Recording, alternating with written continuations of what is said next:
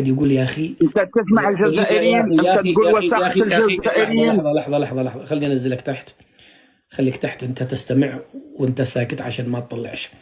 أوسخ جيران في الكون، يعني والله العظيم إلى من ناحية أخلاقية بعيدا عن الدين وأن ذلك يهودي وأن أنتم مسلمين، من ناحية أخلاقية أقسم بالله أنكم أوسخ من الصهاينة 1000 مرة قسما. وهذا الكلام يا مغاربة لا تأخذوه أنتم على أنه تبرير للتطبيع، لأنه من وساخة جارتكم بعضكم قد من كثر ما قد طافش من المرارة والقهر الذي يأتي من هذه جارة السوء يبدأ يلمع إسرائيل. أنا ضد تلميع إسرائيل نكاية في الجزائر، لكن أرد على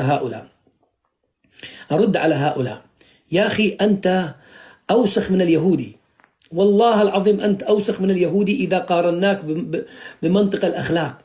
يا أخي المغرب هذه حشرت معاكم في منطقة، يا أخي أعوذ بالله، العالم كله في كأس العالم رآكم، العالم كله اليوم يراكم، العالم يرى بشاعة الحقد والغل والكراهية التي في قلوبكم أنتم، وتجيلي تطبل لي على اليهود والإسلام يا مسلمين. والله أنكم أكبر مجرمين يا من تؤيدون تبون.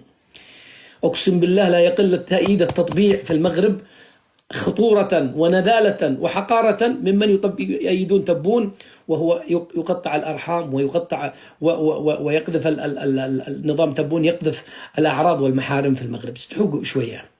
أنا يمني ممكن أعترض على التطبيع وأحط عيني في عين المغربي، ما عندي مشكلة، لكن أنت جزائري انطم واسكت يا أخي. أنت أوسخ من اليهود 1000 مرة، أنت أوسخ منهم.